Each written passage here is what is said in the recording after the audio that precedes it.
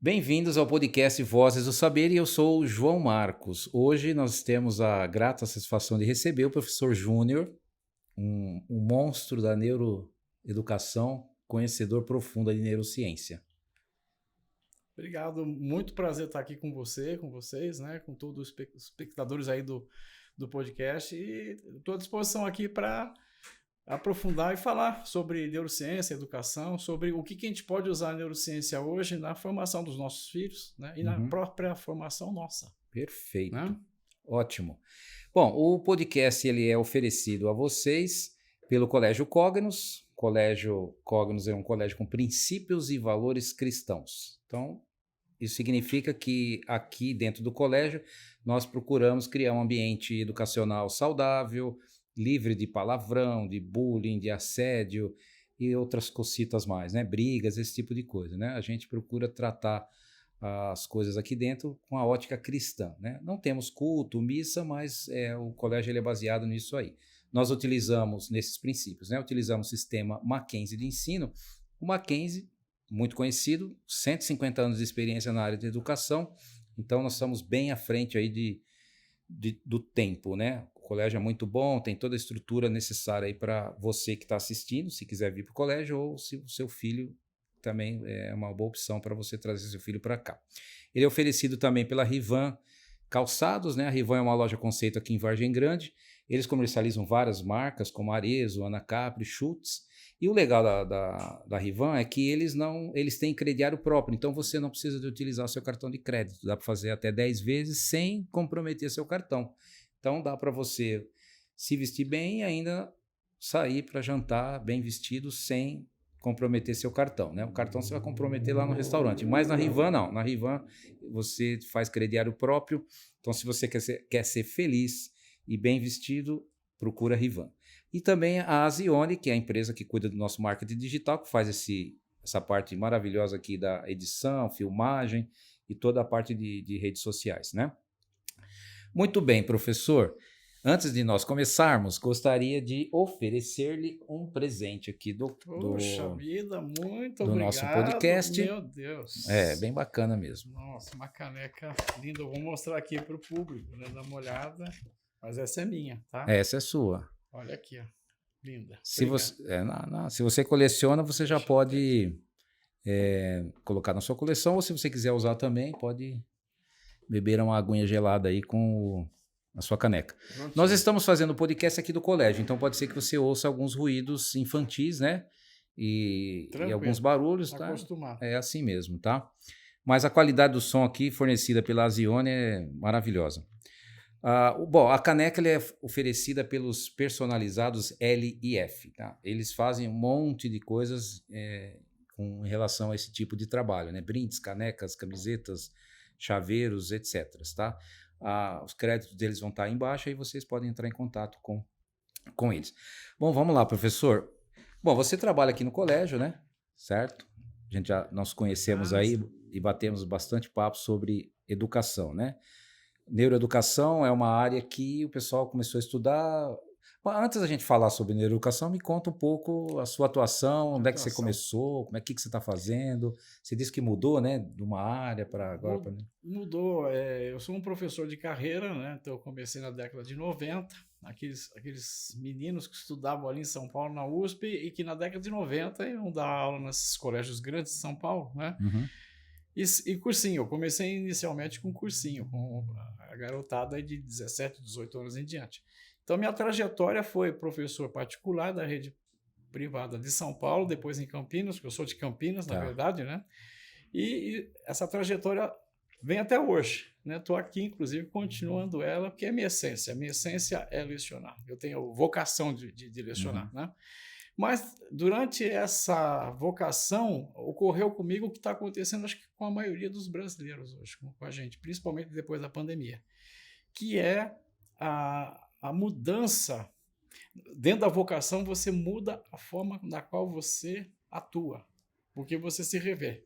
Então, eu fui revendo o meu discurso, revendo a minha prática de sala de aula, então, fatalmente, eu fui não só mudando as técnicas de aula, mas também eu fui ascendendo. Então, eu fui do ensino médio, passei depois para o ensino fundamental 2, né, da sexta série em diante, e fui parar na pós-graduação, né? Da aula em pós-graduação. Pós-graduação, né? As surpresas que a vida e Deus também nos traz, né?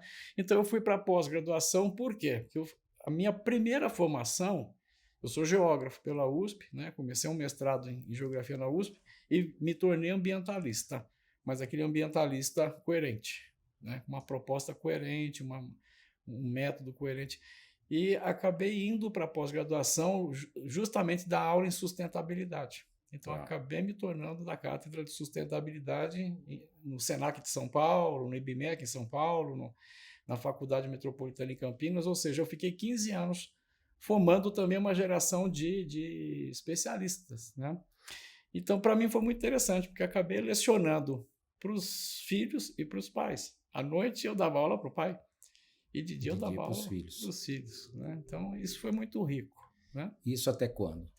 Isso foi até 8 anos atrás, né, onde eu parei a pós-graduação, né, e comecei uma migração diária.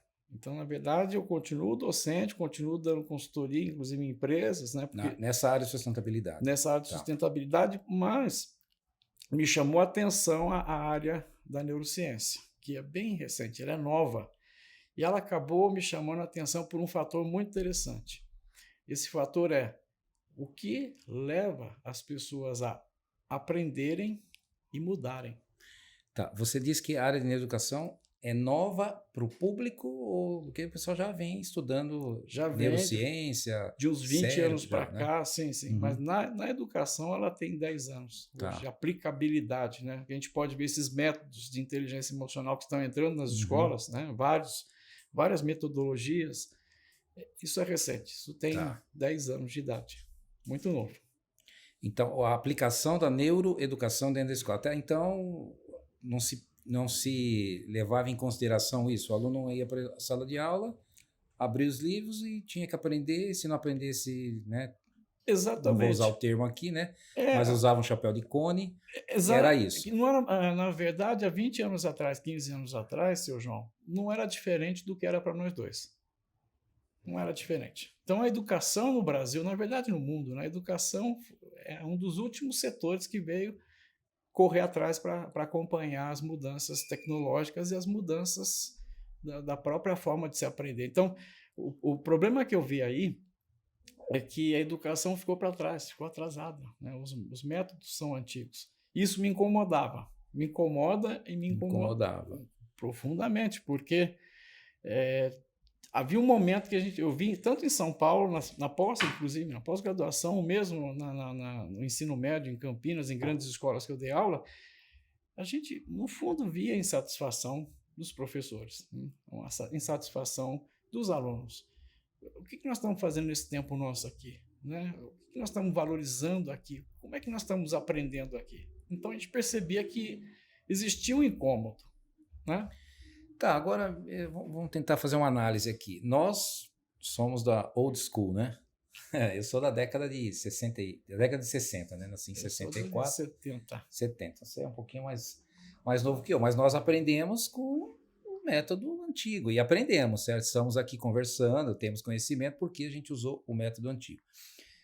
Por que o pessoal não aprende mais, ou por que o método tradicional que a gente foi utilizado. Não tinha Google, não tinha internet, não tinha inteligência artificial. Por que o método que a gente praticou, ele não dá mais certo?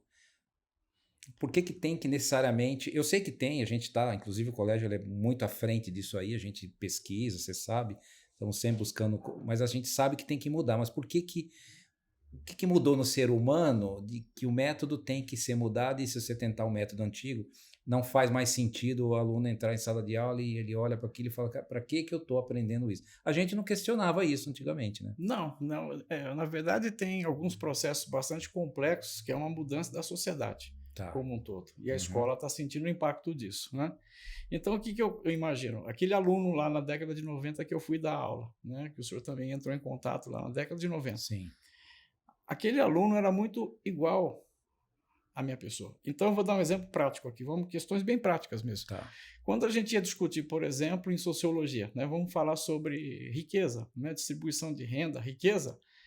Na década de 90, me permitia pegar um livro, por exemplo, História da Riqueza do Homem, de Leo Uberman, e aplicar na sala de aula. E você aplicava o livro, você dava o livro para a semana que vem o aluno fazer um trabalho e fazer a prova. E ocorria. E você pegava 30 alunos, 35 alunos, falava, gente, vamos fazer uma vaquinha e eu vou comprar o livro. E os alunos davam dinheiro. Uhum. E você, na segunda-feira, ia na livraria e pegava uma caixa de livro e chegava na sala de aula. Distribuía. Que o senhor Sim. já viu essa cena ao vivo. Exatamente. Né? E isso ocorria. Mas o que aconteceu? O que eu percebi, tá? Do ano 2000 para cá, muito mais recentemente, 2005, eu percebi que esse entusiasmo, essa reação do aluno em ler livros científicos, né, livros pragmáticos, já começou a ocorrer uma reação, até uma reação de repulsa. Né? Exatamente assim, por que você imagina isso aí? Eu imagino que assim, são gerações que estão sendo expostas a novas formas de comunicação que eu e o senhor não fomos expostos. Sim. Então, eu vou dar um exemplo bem prático. A graduação tua e a minha graduação, a gente ia para a faculdade, o professor passava a lista de livros, você ia na biblioteca, você pegava 10, isso aí. 5, 10 livros, enchia a mochila e ia para casa. Uma mochila pesando 30 quilos. Né? Eu lembro que na USP eu saía com a mochila para ir para Campinas, eu ia para o terminal Tietê com a mochila rasgando. E a gente levava e a gente estudava. Isso aí. Né? Então, o que ocorreu? Qual é a situação que hoje ocorre?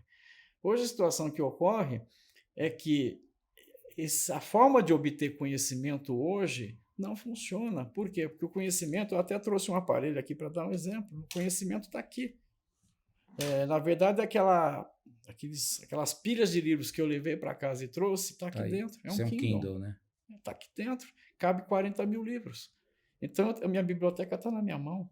Então, eu costumo falar que o romantismo, talvez aquele momento romântico que nós vivíamos em relação ao estudo, ele não existe mais, foi quebrado. Então, havia um cerimonial em pegar o livro, né? Havia um cerimonial, tanto que os filmes de Hollywood exploram esse cerimonial, aquelas bibliotecas lindas. Exatamente. Né? Há a exploração, mas é um cerimonial. Então, eu acredito o seguinte, hipótese número 1, os cerimoniais estão mudando, os protocolos.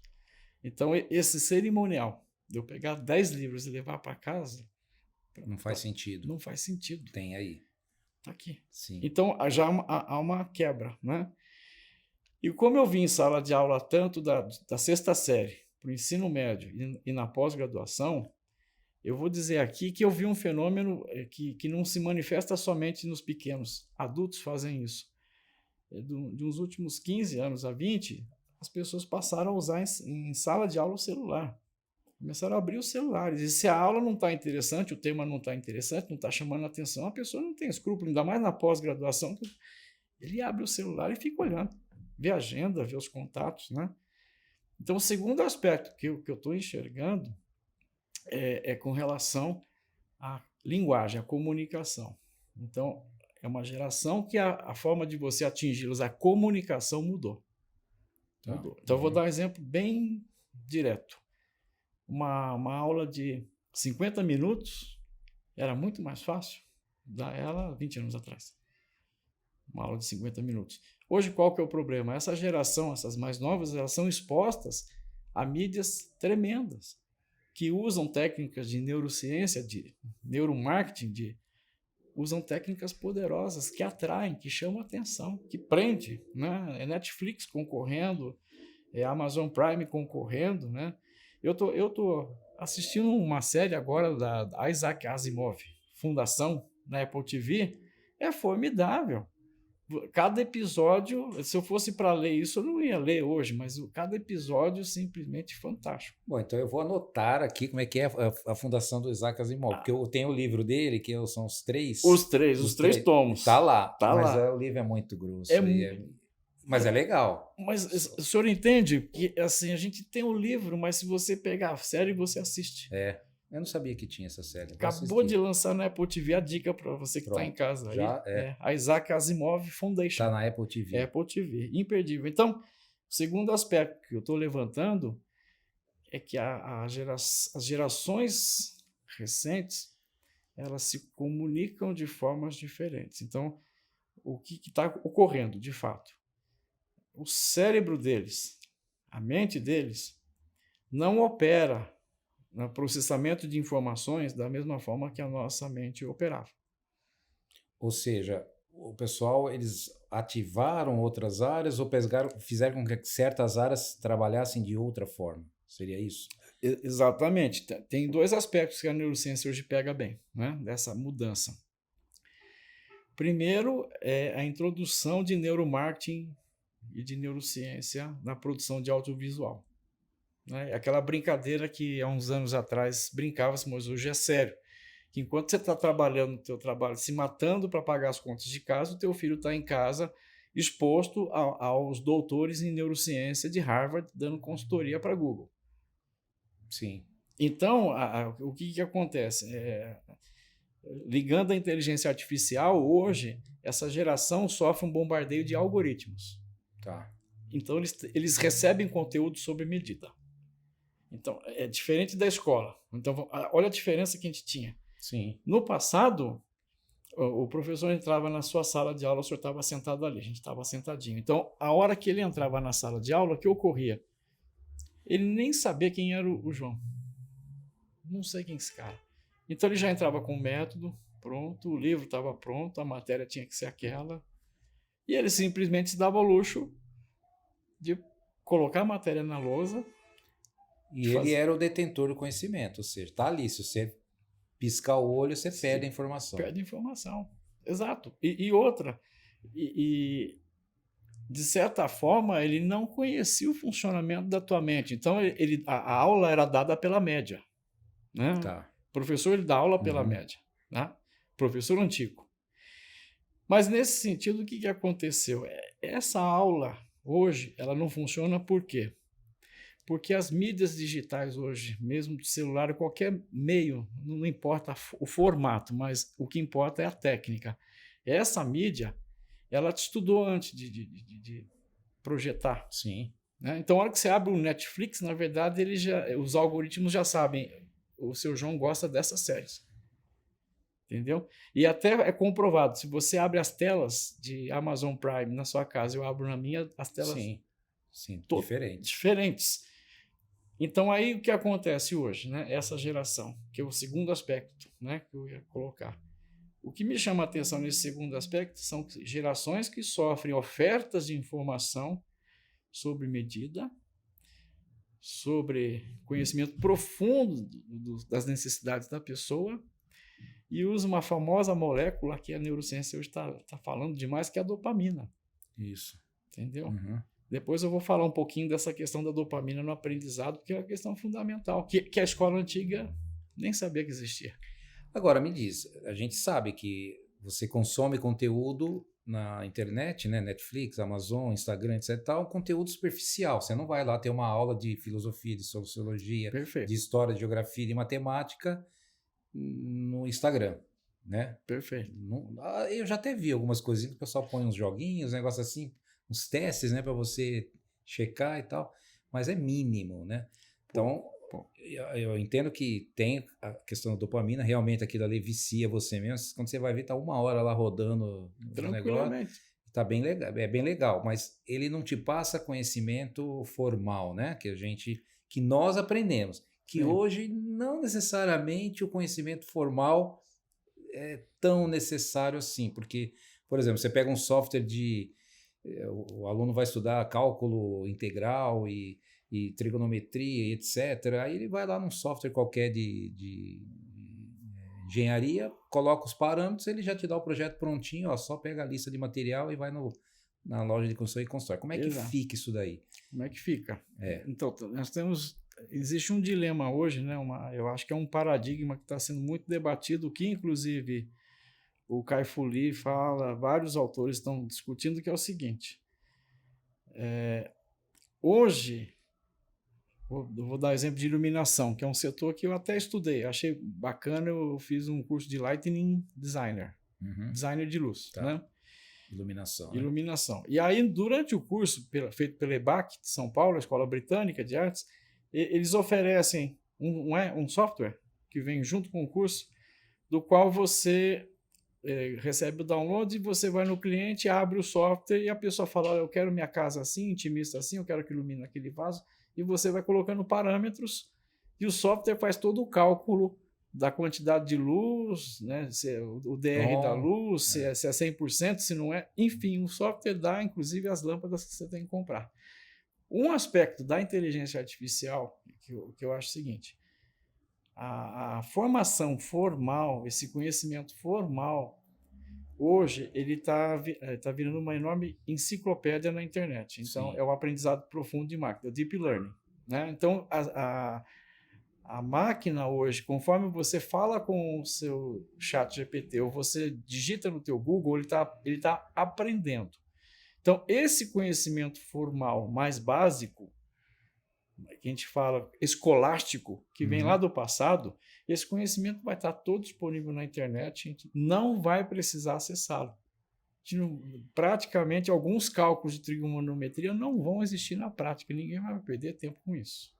E é uma tristeza, porque isso dá um raciocínio para você que hoje, às vezes o pessoal não tem essa treino porque não faz. No treino, tá lá, não tem. E a preocupação minha, eu venho da área de humanas, né? Eu sou um professor formado, classicamente, da área de humanas, com preocupações humanas, né?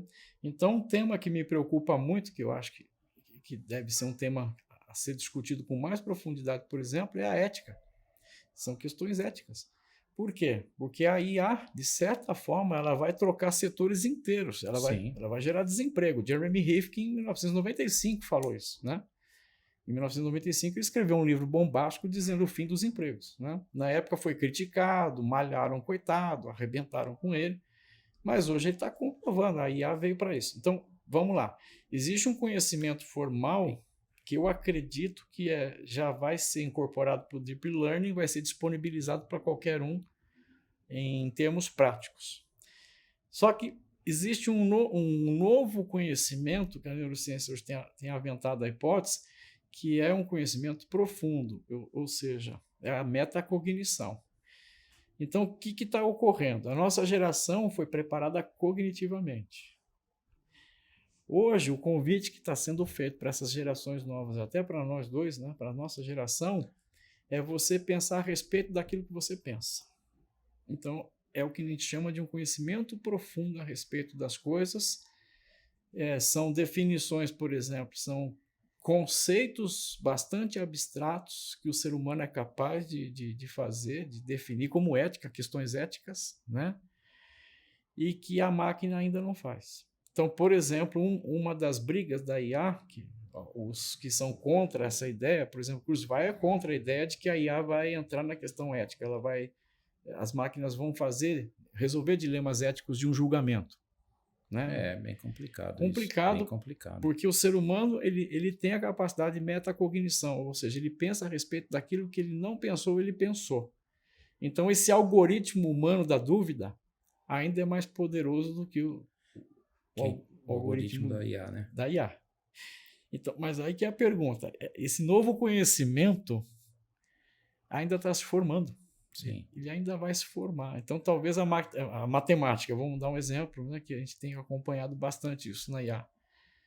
Eu acho que a matemática ela vai para novas fórmulas, ela vai para uma matemática mais fina, talvez ela vai migrar um pouco, talvez para a física, vai um pouquinho para a física quântica, ou seja, o conhecimento vai sair da casinha. Ele vai migrar. A gente vai ter que estabelecer diálogos que o computador não estabelece ainda, né? Mas eu, de certa forma, com a minha idade, sinto um pouco de tristeza. Né? Eu sinto a tristeza porque, por exemplo, vamos dar uma matéria aqui que na escola é dada. Né? História. História é uma matéria fundamental. Né? Filosofia é uma matéria fundamental. Por quê? Porque as sociedades têm dilemas éticos e dilemas morais graves. A gente está vendo um exemplo, uma geração que é extremamente armada do ponto de vista da informática, cometendo atrocidades, ameaçando, bullying, quer dizer, você vê comportamentos humanos ainda primitivos. Entendeu? Em plena era da IA. Então, professor, eu vi um comentário nessas passagens aí de minutos, né, que você vai pelo Instagram, e tinha lá um cidadão dizendo o seguinte, que hoje a gente tem na ponta dos dedos, né, basicamente, todo o conhecimento sobre qualquer coisa de qualquer era, assunto. de qualquer assunto, em qualquer momento, que você vai lá, digita o que você quiser. Eu já fiz esse teste. O que eu quiser, o ChatGPT ou o Bard, ele retorna para mim. Ele está ali. Faz e cria, e é sensacional. Mas ele diz que 85% das pesquisas que são feitas no ChatGPT é no estilo: qual foi a última vez que o Palmeiras foi campeão? Então, a questão não seria mais das pessoas não terem interesse por conhecer nada, já que, inclusive, você até citou, e a gente tem, depois vai comentar sobre o livro 2041 aqui, né, sobre a aplicação da inteligência artificial. A inteligência artificial vai substituir, sei lá, acho que 95%, se não 100%, da atividade humana. Atual? Muito provavelmente. Muito provavelmente. Muito provavelmente. Aonde que a pessoa vai se interessar? No que ela tem que se interessar? Porque você fala, tudo bem, história é realmente importante, filosofia, sociologia, para resolver as questões, mas o pessoal está interessado? Tá aí, 85% é se o Palmeiras tem ou não tem Mundial. É o baixo clero do conhecimento que a gente fala, né? O interessante disso, o que acontece? Aí vamos para a história. Se a gente analisa, você pega a história e volta no passado, você vai ver que a evolução humana se deu por crises. Tá. Então, se você pega as civilizações tiveram período de apogeu. Vamos pegar o Império Romano. O Império Romano teve um período de apogeu onde ele produziu não só um exército de 15 milhões de soldados, mas ele produziu conhecimento letrado, né? O jurídico, que inclusive até influencia hoje os governos. Né? O nosso sistema jurídico é romano. Então, eles chegaram ao apogeu da era do conhecimento na época, né? O apogeu da difusão do conhecimento, por acaso, afundou. Sim. Então, aí vem a pergunta, mas por que algo que chegou à plenitude afundou? Vamos ver os outros padrões. Afundou e entramos numa era de barbárie. Né? Foi uma era de barbárie. O fim do Império Romano, o mundo entrou em barbárie. Sim. Aí se você pega, então vamos ver o próximo movimento na história. O próximo movimento da história são as grandes navegações, de novo. Então você vem no século XIV, XV, começam as navegações, eles começam a descobrir o mundo, começam a ir para a Índia, vai para o Brasil, vai para a América, e a Europa vive o Renascimento. De novo, olha só o padrão. Aí vai para o século XVI, XVII, já vem os renascentistas, já vem os cientistas, Francis Bacon, já começa Descartes. De novo a Europa vai para um renascentismo, sobe de novo a uma civilização superior, renascentista. E é engraçado que um período depois vem uma primeira guerra e vai para a barbárie de novo. Entendeu? E a Europa passa fome. É interessante isso, né? A Europa da Roma, da Grécia, de repente, a Europa renascentista, né, de Da Vinci, a todos esses gênios, passa fome. Destruída. Destruída em 1918, acabada, destruída. E a destruição, como se não bastasse, o primeiro erro. É incrível como o ser humano, às vezes, ele se acostuma com a crise, porque o segundo erro se repete na Segunda Guerra. Quer dizer, não bastou a primeira para dar lição. Vem a Segunda Guerra. Novamente, a Segunda Guerra termina e começa de novo um processo de ascensão.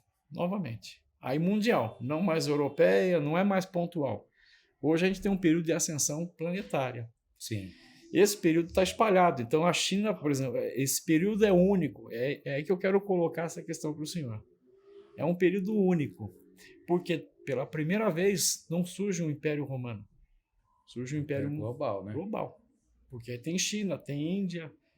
O Brasil tenta correr atrás do prejuízo. Né? A gente tem instituições científicas sólidas, fortes aqui também. Então, a gente observa que, novamente, a gente sai da Segunda Guerra e vai para um período de apogeu e de máximo, né? E a internet está nisso. Então, hoje, atualmente, historicamente, nós estamos no apogeu, né? A gente está lá em cima. Então, o que está ocorrendo? A riqueza está fluindo, né? O mundo já foi mais pobre, mais miserável. Sim, então, muito mais. Né? Muito mais. Então, hoje, o que acontece? Né? Até a nossa geração viu isso. Né? Nós, em relação aos nossos pais, a gente deu passos quânticos. Sim. Tá? Em dúvida, não se coloca em dúvida isso.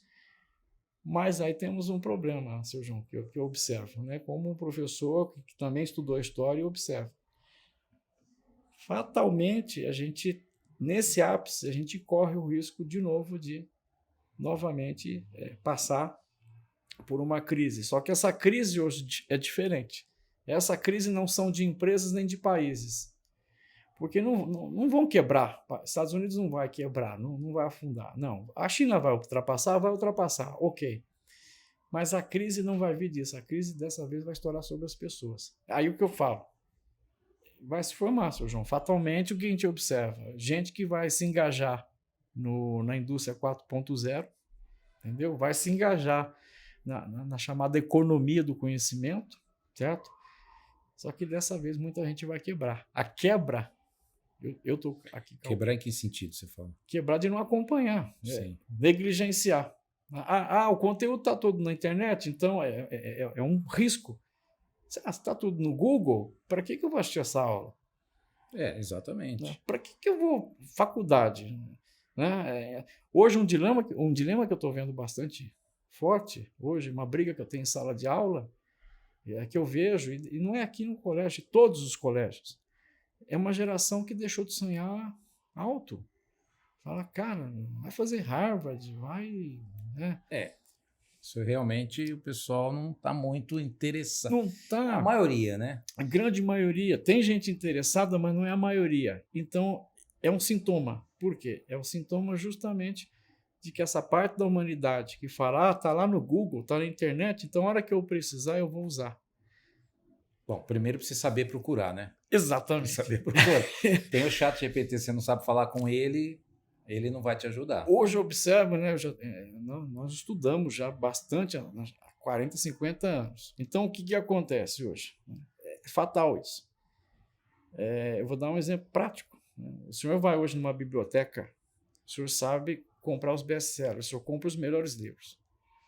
E esse é um risco que essa geração mais atual está correndo, que é de não saber escolher o que precisa. O que você precisa para você? Eu faço uma pergunta sempre para o meu filho, faço para minha esposa e faço para os alunos.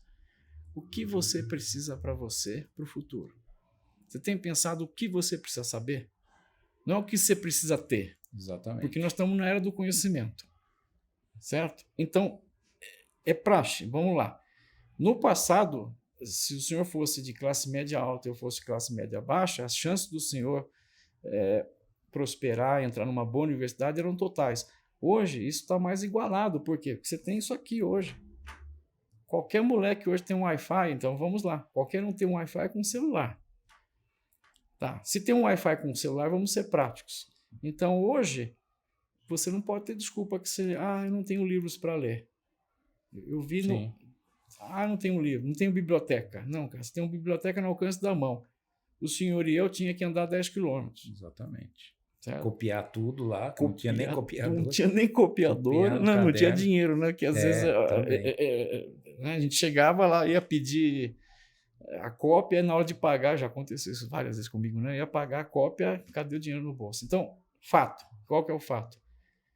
Hoje a gente arrisca ter uma geração, uma parte dessa geração que não vai se engajar, não vai acompanhar, porque vai ter um problema. O problema não sabe fazer perguntas. Isso. Então, como que as pessoas, os alunos, sei lá, quem está estudando, o que ele precisa fazer para se despontar no mercado? Quais são as tecnologias que ele tem que estudar? Que conhecimento ele precisa de ter para poder, mais para frente, também ser útil, né? Porque a gente sabe, é fato, né? Inclusive, a gente tem aquele livro 2041, que inclusive eu recomendo para quem quiser ler, o 2041, um livro que fala sobre Ele não é um livro de ficção, né? Não poderia colocar como ficção. Não. Ele é meio que um livro visionário. Ele vai mostrar como que a inteligência artificial vai ser aplicada em várias áreas da atividade humana. Chama 2041, os dois autores. É um livro escrito por 2 chineses, mas um livro magnífico. É o Kai-Fu Lee e o Shen Qiu Fan. É um livro, inclusive tem um capítulo, né, que é os pássaros, os 2 pássaros. Os 2 pássaros. Os 2 pássaros. Que é justamente sobre o uso da inteligência artificial na educação. Sensacional aquilo ali. Basicamente, né, não quero dizer isso, mas é a extinção do professor. É o que está lá. Mas eu diria que não é nada difícil daquilo acontecer. Né? Baseado, inclusive, nos estudos de educação, metodologias ativas, inteligência artificial, que é magnífica, inclusive quem é contra isso precisa de rever os seus conceitos. Está remando contra a maré. Contra a maré. Então, o que o aluno tem que estudar? Como que ele vai se beneficiar das descobertas da neuroeducação?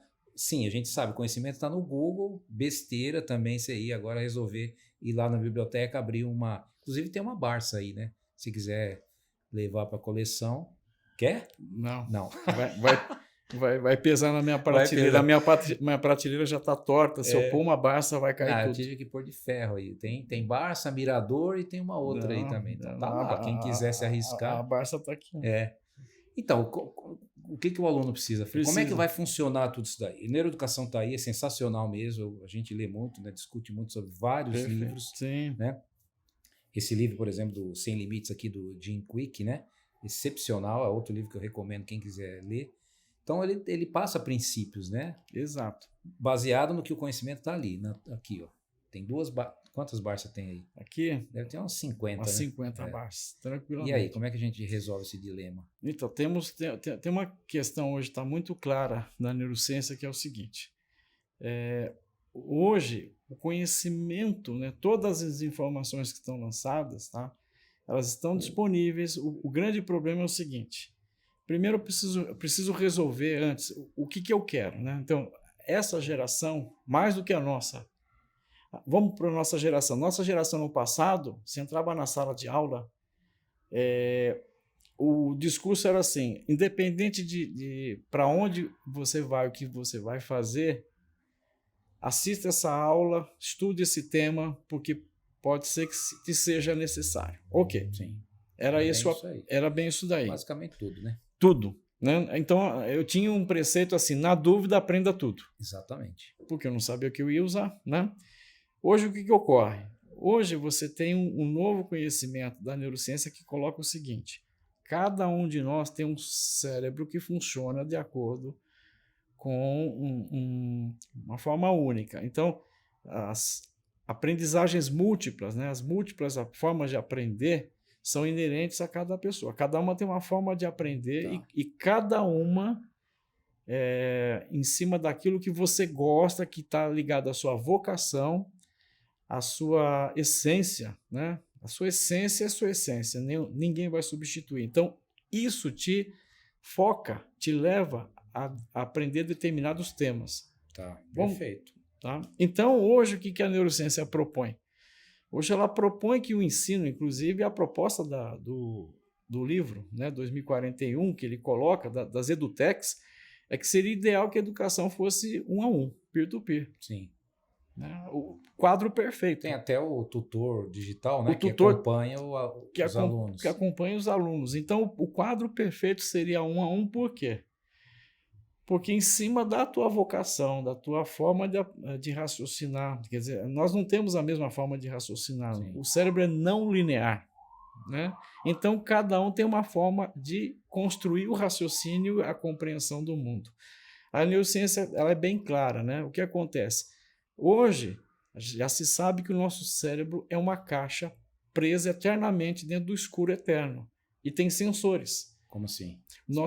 O nosso cérebro é um processador que está todo lacrado, que dispõe de sensores para captar a realidade, para entender o que é real. O olho, tato, né? E até inclusive hoje o corpo. O corpo é um sensor. Então a intuição, tem alguém na sala, estou sentindo que alguém está chegando, é real. O corpo é uma antena. Ele manda informações finas, né? É física fina, tá? Então, o que acontece? Resumindo. Então, cada um de nós tem uma forma de entender a realidade e tentar descobri-la. Então, o ser humano, a neurociência já descobriu, ele é eminentemente curioso. Nós somos altamente curiosos. Curiosidade é a base da inteligência. É a base da inteligência. Nós somos desde bebê. Então, nós nascemos curiosos. Epigeneticamente, o ser humano, para sobreviver, a curiosidade era a premissa número 1. Ou você era curioso, ou você não sabia se sobreviver naquele meio. Você morria comido por um bicho, ou você comia uma planta que te envenenava. Então, você tinha que ser curioso até para sobreviver. Isso ficou na nossa essência. Então, a curiosidade é inerente ao ser humano. Segundo aspecto que descobriu-se. Então, somos curiosos. Segundo aspecto é aprender dá prazer. O aprender envolve dopamina. Envolve Perfeito. Aprender dá prazer. Dá prazer. Dá prazer, com certeza. Prazer, dopamina, literalmente. Tá? Que hoje o que se sabe? Então, vamos lá. A dopamina é uma substância do prazer e ela pega vários aspectos do ser humano. Então, ela pega desde o prazer sensorial hedonístico, né, da pessoa que come demais ou enche a cara de álcool, né, e tem prazer daquela sensação hedonística frugal e rápida. E a dopamina, ela também ela sintetiza o prazer de você terminar um livro. Então, quando você termina de lançar um livro, na noite de assinatura, você libera dopamina. Então, na verdade, o que está se descobrindo é que cada um tem uma trajetória de conhecimento, cada pessoa tem uma trajetória de aprendizado. E essa trajetória é da pessoa. Então, qual que é o conselho meu hoje, né, para essa geração? Procura saber o que você gosta. Procura a metacognição. Pergunte sempre o que te atrai. O que faz teu olhar? É ficção, né? Tem muito aluno que lê ficção. Se é ficção, então por que não ser um autor? Então, mas para escrever, né? Se você quer ser um autor de Outlander, que é uma série que saiu aí com uma rica série de história, você vai precisar estudar história. Então, sim. Né, se você quer fazer uma série que prenda as pessoas, você vai ter que estudar história. Então, o motivo é estudar história. O motivo é escrever. Eu quero ser escritor. Mas a fonte de alimentação eu vou atrás porque eu vou estudar história porque eu quero ser um autor de época. E vem cá, você acha que certos conteúdos, por exemplo, descobriu-se, né, na educação, descobriu que cada um tem a sua habilidade, seu jeito de aprender e o que gosta, o que dá prazer, etc. O sistema educacional nosso não leva isso em consideração. Não. No final do bimestre tem uma prova de matemática, uma de história, uma de geografia. Não, com aqueles conteúdos. Eu não gosto de português, de língua. Não gosto de gramática, vai. Eu falo português, né? Nós conversamos, eu escrevo e tal, mas não, né? Desculpa, professora Bárbara.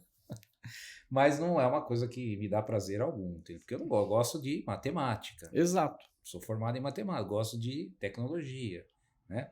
Mas o sistema educacional nosso não está formatado dessa forma. Não. Como é que a gente, então, equaciona isso daí? Porque eu tenho um sistema educacional que exige atividades avaliativas, somativas e tal, e a gente sabe que não adianta mais, né? Por isso que a gente está implementando aqui uma série de coisas, robótica, bilíngue com metodologia ativa, porque é aquilo que o cara quer. Mas o mercado aí fora, os vestibulares, por exemplo, não estão... Não. E aí, como é que a gente resolve isso? Porque eu preciso entregar as escolas, né, precisam entregar os alunos aptos ao vestibular e ao Enem, né? Sim. Que é a régua que mede todo mundo. E, na verdade, na educação diz que isso aí não funciona. E outra, a inteligência artificial está provando isso daí, entendeu? Que não funciona. Não funciona. Não. E como é que a gente vai resolver esse imbróglio? Esse imbróglio. O que ocorre? A gente, hoje, o próprio autor de 2041 coloca, né? E outros autores, eu vou pegar aqui Kurzweil, que é um grande pensador da área, né? O Kurzweil, que é um mentor da Google, na verdade, um dos grandes mentores da Google, né? O Kurzweil, ele sempre colocou de forma clara que nós estamos vivendo um período de transição. Certo. É uma transição. E períodos de transição, vamos pegar outro período de transição que a gente lembra bem, né? O Brasil sofreu um processo de transição muito grande de 40 45, Vargas, para 70. Foi um período de transição penoso. Por quê? Porque assim, o seu pai e o seu avô saíram do campo. Sim. E foram, mesmo. e foram parar em São Paulo, em Campinas, e Sorocaba, e Rio de Janeiro. Quer dizer, esse período, de certa forma, obrigou eles, essa geração antiga, não a atual, tá? Estou analisando o passado, para ver se o futuro vai repetir o mesmo padrão, né? Então, essa geração pagou um preço alto. O seu pai, o seu avô, o meu pai, nossos ancestrais pagaram um preço muito alto, porque, de certa forma, eles chegaram em cidades complexas, eles chegaram em cidades sofisticadas, né? Eles lidaram com gente com formação superior e eles eram agricultores. Então, essa transição foi vivida por eles de forma abrupta e dura. Sim. Eles pagaram um alto preço. Exatamente. Né? Teu pai pagou um alto preço, né? Mas nem, de certa forma, também nós estamos pagando um alto preço, porque nós somos uma geração 70, nós somos X, né? Baby boomers e X, né? Sim. Então nós estamos passando por uma transição que está nos exigindo cognição, está nos exigindo foco, né? Então vamos pegar essas duas palavras, cognição e foco.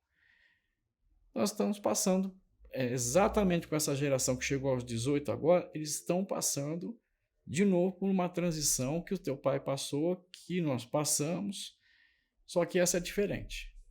Então vamos fechar aqui o pensamento com relação a essa. Qual a diferença? Vamos lá. A diferença hoje é o que acontece. Eu vou pegar o exemplo da saúde, né? As health techs do 2041, que ele fala como vai ser o setor da saúde, né? Como é que vai ser um médico no futuro? Que essa geração que vai ser médica, como é que vai ser médico? Primeiro que todo esse setor vai para IA, então o diagnóstico vai ser feito por IA, você vai ter sensores, você vai usar um fone que vai fazer o EG, já tem na verdade, né? Os fones ligados a celular já fazem EG, já faz o eletroencefalograma em casa. Você vai ligar uma série de sensores no corpo, tá? E fechando, a medicina, ela vai ser uma telemedicina. Então, uma boa parte desses médicos vão ter que fazer uma pergunta bastante óbvia. Como eu posso colaborar com isso? Porque se eu não conseguir colaborar com isso, eu vou para a rua. Então, o que ocorre? Vamos lá. O que ocorre para mim é que a transição está em curso, há um preço duro a ser pago, porque eu vou ter que continuar aprendendo de outra forma em outros temas, outras matérias. Exatamente. Entendeu? Porque o preço, vamos lá, o preço de eu não me inserir nessa transição vai ser alto. Entendeu? Porque a gente, vamos lá, nossa geração ainda podia fazer uma faculdade meio mal feita, tal, mas tinha mercado de trabalho, isso era absorvido. Hoje, pessoas com meio conhecimento não vão ser mais aceitas. Né? Quer dizer, vai se exigir pessoas com nível de criatividade. Né? Sim. Criatividade elevada, um nível de inteligência emocional, de autocontrole elevado e um nível de qualidade, de reação, de proação, proatividade. Então, eu acho que está aí a diferença.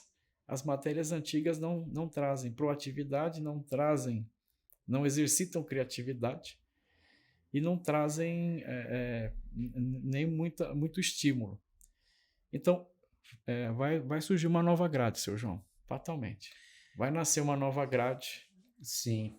Agora, o cérebro, a gente tem pouco tempo, infelizmente, mas tem questões éticas que a gente tinha que discutir, né? Você falou aí, até no livro lá, ele discute essas questões éticas, né? Sobre seguro, né? Seguro de vida, seguro saúde. Saúde. Né? Muito interessante esse livro, ele aborda uns temas assim... Podemos fazer um segundo momento mais para frente, para aprofundar. Exatamente. Agora, o cérebro, ele é um órgão, certo? Ele tem que ser treinado. Exato. Né? E assim, o treino do cérebro, até onde eu sei, infelizmente na educação até comprova isso, que é através de leitura, de escrita, de exercícios, porque é um órgão, você precisa de treinar. Então, ok que não precisa de ser em história ou geografia, a Juliana vai ficar brava com a gente, né? Porque a gente fica falando de história aqui. Mas enfim, tem que ser em conhecimento de alguma forma. Porque se você simplesmente terceirizar tudo para o chat GPT, seu cérebro ele não cresce, né? Ele Teu não, QI reduz. seu QI reduz. Reduz. Inclusive, há estudos hoje mundialmente, estudos preocupantes que dizem que o QI mundial está abaixando. Abaixando, né? Está. Isso é preocupante, porque o QI funciona o quê? O que é QI? QI mede sinapses. Como é que você aprende? Quando duas sinapses disparam ao mesmo tempo, né? O disparo. Você aprendeu o exercício de matemática, você fez o exercício. Deu 2 disparos no cérebro. Disparou 2 vezes, a informação é guardada profunda. Vai para o hipocampo e fica armazenada, né? Então, quanto mais... Eu vou usar Marcelo Gleiser aqui, né? Grande físico brasileiro, professor da Dartmouth College, né? Nos Estados Unidos. O Marcelo Gleiser coloca o seguinte: o conhecimento é uma ilha, né? Até cito ele, né? O conhecimento é uma ilha pequena, que quando você começa, ela é pequenininha e o oceano em volta do desconhecido é enorme. E conforme você vai estudando e vai adquirindo mais conhecimento, a tua ilha vai ficando um pouco maior, mas ao mesmo tempo o oceano começa a ficar também maior, né? Mas diferente da ilha pequena, quanto mais você aumenta o teu conhecimento, aumenta a possibilidade de você fazer análises do oceano cada vez mais profundas e mais detalhadas. Então, a sinapse cerebral é isso. Quanto mais você aprende, mais o cérebro é capaz de fazer referências e cruzar informações diferentes. Então, com uma palavra final aqui, você vai ter que transmitir aqui para os nossos ouvintes, você aluno e você pai de aluno, ou pessoa que está ouvindo só, ouvinte simplesmente, explica para eles que, apesar de o conhecimento estar aí no Google e no ChatGPT, mas é necessário o treinamento, o estudo, a leitura, a curiosidade, né? Porque isso ajuda a treinar você. Como é que você, então, como é que ele vai, nessa transição que a gente está passando, porque a humanidade não vai se extinguir, né? Não vai. Como não se extinguir nas eras anteriores, conforme você falou sobre as crises. Mas você tem que se preparar. E a preparação é cada vez mais rápida, né? Mais rápida. Antigamente você ficava anos se preparando. Hoje não dá. Então, mas não dá simplesmente para ficar o dia inteiro no TikTok lá, ou achar que o ChatGPT vai resolver os problemas. Não vai. O que eu primeiro coloco, o desafio meu é para o pai. Então, o meu desafio para você que tem minha idade é aprenda a aprender, volte a aprender. Aprenda a aprender, volte você a aprender. Então, lembra de um detalhe que a gente está passando, a minha geração está passando e a tua também vai passar, se você é mais novo que eu. A tua profissão uma hora vai chegar em xeque, vai ficar em desuso, né? O pessoal da Kodak que trabalhava com filme químico dançou, neném, né? Foram todos para a rua. Enquanto o CEO ficava provando que não, jamais o digital vai superar a Kodak, cadê a Kodak? Né? A câmera que está me gravando é Canon ali, né? A outra talvez Canon. Então a Canon ouviu o recado.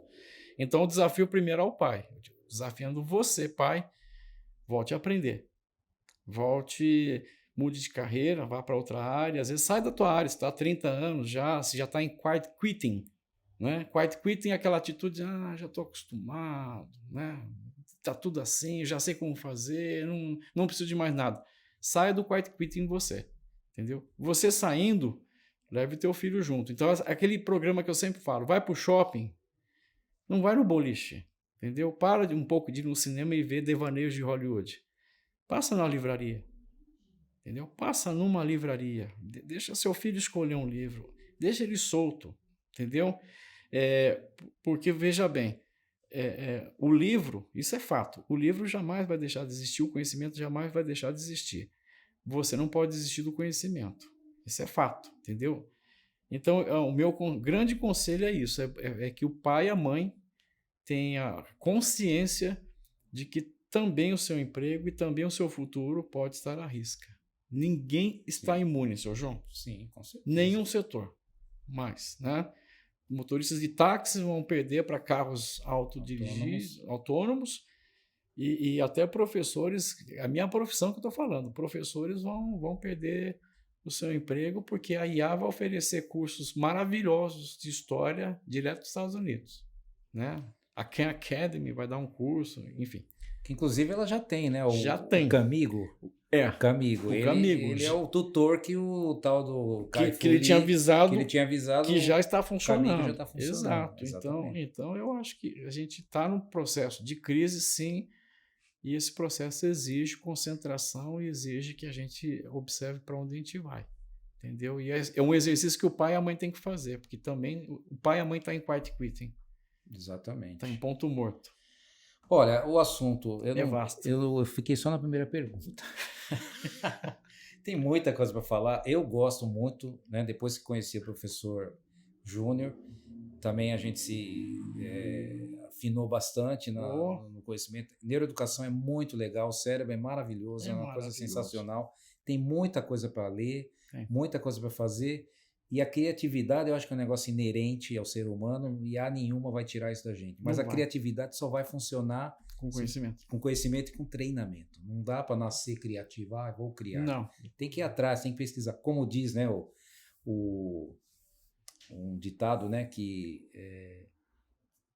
sucesso é 100%, 90%, 10% inspiração e 90% transpiração. Então tem que correr atrás, tem que ler, tem que trabalhar, tem que estudar, tem que ir atrás. Tem que ir atrás. Né? Sim. E a inspiração vem com base nesse conhecimento. Perfeitamente. Professor, infelizmente, né, inclusive depois nós vamos fazer um baixo assinado aí para o pessoal da Zione e botar um chip mais uns 64 GB. Né? Exato. Para gravar mais. Para gravar mais, ou a gente vai para online. Mas para a gente ir para online, você precisa de se inscrever para a gente aumentar. Exatamente. Se inscrevam no canal, leva o canal. Eu estou acompanhando o trabalho é muito sério, é muito bacana. Então. E vale a pena, vai vir muita gente fera aqui, a gente tem certeza. E o que está sendo discutido aqui é raro até, porque tem muito mais entretenimento por aí se falando e muito mais frugalidade do que o tema, que é um tema que é pertinente à tua vida, né? Pertinente ao nosso futuro, né? O futuro é uma coisa muito séria. Muito bom. Muito prazer, foi muito legal conversar com você. A gente fica no dia a dia batendo papo, acaba nem conversando legal, mas esse pouquinho que a gente já valeu. Foi muito bom. Então se inscreva no canal, clica no sininho de notificações, coloca no comentário aí se você gostou, também se você não gostou, dá o dislike aí, né? O não gostei. E sugira temas, pessoas que você quer trazer. E se você também, né? Tem alguma coisa para falar aqui, estamos de portas abertas. Né? Poderia até mudar o nome do podcast para Portas Abertas, Portas Abertas. Mas é Vozes do Saber mesmo. Mas pode colocar, eu gostaria de participar, tem um negócio para falar aí para vocês que o mundo precisa saber e você ganha o seu 15 minutos de fome e de repente aí o Google, né? Te a tua ideia, te acha, é uma grande oportunidade. Tá bom? Muito obrigado, até o próximo episódio.